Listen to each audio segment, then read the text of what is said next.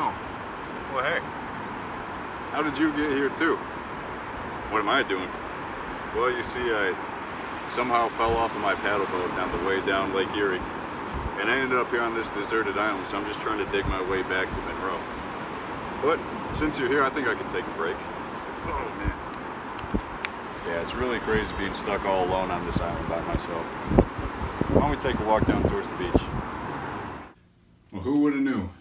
There happens to conveniently be a shack located right down there by the water. Seems like a pretty good place to take a break. So hey, while we're here, looks like somebody left a book for us to read too. Wemberly Worried. This book is written by Kevin Henkes. I wonder if Mr. Henkes has to blow his nose quite often, or cough maybe. So Wemberly Worried. Let's see. Can't read without my reading glasses. Let's go ahead and get this fixed, and then we'll be good to go. All right, there we go. Much better. So Wemberly worried about everything. I'm guessing that's Wemberly right there, unless it's referring to the doll. So Wemberly worried about big things. Down here she's saying, I wanted to make sure you were still here. She's checking up on her parents, making sure they're still there. She worried about little things. Mama, what if I sink? Or shrink, excuse me. What if I shrink? Worrying about getting all shrink and prunied up in the bathtub. And she worried about things in between. So she worried about everything, the whole spectrum of things to worry about. Wemberly worried in the morning. She worried at night. And she worried throughout the day. You worry too much, said her mother. When you worry, I worry, said her father. Worry, worry, worry, said her grandmother. Too much worry. I don't know if you can check it out, but that's Grandma right there. I think Grandma's kind of like me. Her shirt says, go with the flow. I think Grandma and I have a lot in common. At home, Wemberly worried about the tree in the front yard, and the crack in the living room wall, and the noise the radiator made. What if there's a snake in there? I can tell you from personal experience, I have lived with radiators in my house my entire life. There has not once been a snake in the radiator. So I think you're okay, Wemberly. No snakies. At the playground, Wemberly worried about the chains on the swings, and the bolts on the slide, and the bars on the jungle gym. And always, she worried about her doll, Petal. Shouldn't Petal have a car seat too? Petal's lost forever. Don't worry, I found her. So Petal's the dog. The doll, looks kind of like a rabbit. And we all know I like rabbits. Here she is. Here's Petal in the washing machine, and Wembley's out there saying that she'll wait for it. Don't worry, said her mother. Don't worry, said her father. But Wemberly worried. She worried and worried and worried. When Wemberly was especially worried, she rubbed Petal's ears. Wemberly worried that if she didn't stop worrying, Petal would have no ears left at all. And that sounds like a very serious problem, because you gotta rub the ears when you're worrying, so that way you stop worrying. But then also, if you keep rubbing the ears when you worry, then you worry that there's not gonna be there when you're worrying again. A lot of worries. On her birthday, Wemberly worried that no one would come to her party. See, said her mother, there was nothing to worry about. This is the best birthday present ever. I wish my birthday was today. But then Wemberly worried there wouldn't be enough cake. That is quite the predicament.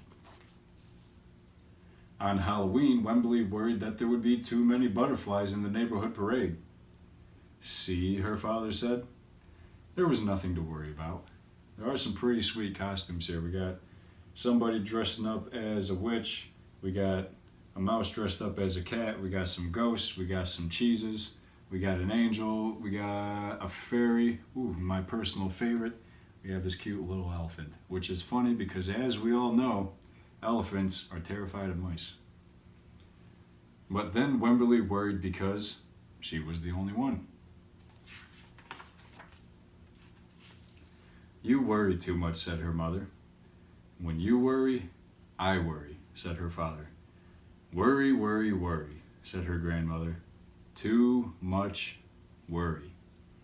Soon, Wemberly had a new worry, school. Wemberly worried about the start of school more than anything she had ever worried about before. The worriest worry of them all. By the time the first day had arrived, Wemberly had a long list of worries. What if no one else has spots?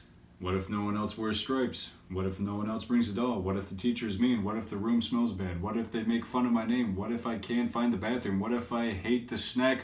What if I have to cry? So many worries. Don't worry, said her mother. Don't worry, said her father. But Wemberly worried. She worried and worried and worried, and she worried all the way there, just like the little piggy that worried all the way home. And then there's dear old grandma saying, have fun down in the bottom. While Wemberly's parents talked to the teacher, Mrs. Peachum, Wemberly looked around the room. Then Mrs. Peachum said, Wemberly, there was someone I think you should meet. Her name was Jewel. She was standing by herself. She was wearing stripes. She was holding a doll. That sounds very familiar. At first, Wemberly and Jewel peeked at each other. This is Petal, said Wemberly. This is Niblet, said Jewel. Petal waved. Niblet waved back. Hi, said Petal. Hi, said Niblet. I rub her ears, said Wemberly. I rub her nose, said Jewel. These two were made for each other. Throughout the morning, Wemberly and Jewel sat side by side and played together whenever they could. Petal and Niblet sat side by side too. Wemberly worried, but no more than usual, and sometimes even less. Before Wemberly knew it, it was time to go home. Come back tomorrow, called Mrs. Peachum as the students walked out the door. Wemberly turned and smiled and waved. I will, she said. Don't worry. And there we go. And look at that. There's Wemberly and Jewel and Niblet and the whole gang just hanging out there playing around after school. And that is the story of Wemberly who worried. And I think that this was a fantastic story, especially given my current situation, since I'm stuck here on this deserted island that apparently happens to have a lot of other people and shacks for us to stay in. I don't know how I'm going to do it, but I'm going to try to find my way back to Monroe. So I hope you all have a great day. I'll see you soon, friends.